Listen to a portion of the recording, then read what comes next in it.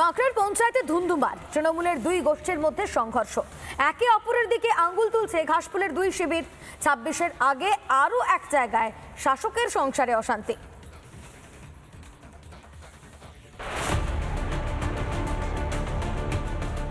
অনাস্থা আনা নিয়ে বৈঠক, সেই বৈঠকেই তুলকালাম। শাসক দলের দুই গোষ্ঠীর সংঘর্ষে উত্তপ্ত হয়ে উঠল বাঁকড়া ৩ নম্বর পঞ্চায়েত।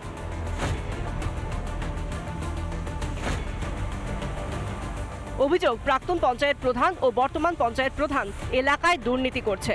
এই কারণে বর্তমান প্রধান টুকটুকি শেখের বিরুদ্ধে অনাস্থা আনা নিয়ে বৈঠক হওয়ার কথা ছিল। অভিযোগ, তার আগেই এক পঞ্চায়েত সদস্যের স্বামী আরমান খানকে বেধড়ক মারধর করা হয়। আজকে তো মিটিং আছে, আমরা এসেছি, হঠাৎ গাল দিয়ে মারামারি স্টার্ট করে এর উপরে। তারপরে একটা আমিরুল আরও ৮-১০ জন মিলে উল্টো পাল্টা ঘুষি যে পেরেছে লাথিপাতি করে মেরেছে। বর্তমান পঞ্চায়েত প্রধান টুকটুকি শেখ এবং প্রাক্তন পঞ্চায়েত প্রধান জাকির হোসেন মণ্ডলের নেতৃত্বে একদল দুষ্কৃতী মাটিতে ফেলে পেটায় বলে অভিযোগ। এলাকার মানুষ ওদের উপরে খুবই বিরক্তকর। ওরা সেই রকম নানান রকম দুর্নীতিকর কাজকর্ম করে। ওনার হাজব্যান্ড উনি আসতে পারবেন না বলে ওনার হাজব্যান্ড এসেছিলেন বলতে যে আমার স্ত্রী আজকে আসতে পারবে না।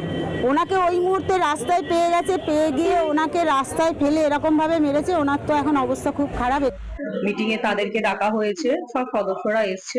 উল্টো পাল্টা কথা বলতে জনগণ খেপে গেল যে আমরা এখন খসড়া বাজেটে কত কি নাম এসছে না আসছে, আমরা এসআইআর নিয়ে এইসব নিয়ে চিন্তিত। আপনারা এখানে প্রধানের ব্যাপার নিয়ে শ্লীলতাহানি করে প্রধানকে মারতে এসছেন।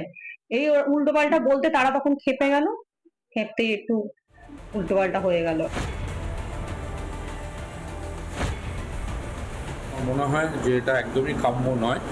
দল নিশ্চিতভাবে কোথাও উপদল তৈরি হোক, কোথাও গোষ্ঠী তৈরি হোক, এটা দলনেত্রীও চান না, দলনেতা অভিষেক বন্দ্যোপাধ্যায়ও চান না। সুতরাং যারা এটা করছে, আমার মনে হয় দল নিশ্চিতভাবে সব নজর রাখছে।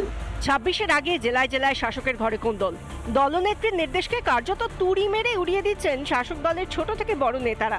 অন্তর্দ্বন্দ্বে কি ২৬-এ তীরে এসে তড়ি ডুববে তৃণমূলের? রিপাবলিক বাংলা। নানা ধরনের কন্টেন্ট দেখার জন্য লাইক করুন, শেয়ার করুন আমাদের ফেসবুক পেজ, সাবস্ক্রাইব করুন আমাদের ইউটিউব চ্যানেল। পাশাপাশি অন্যান্য ব্রেকিং নিউজের জন্য অবশ্যই চোখ রাখুন রিপাবলিক বাংলায়।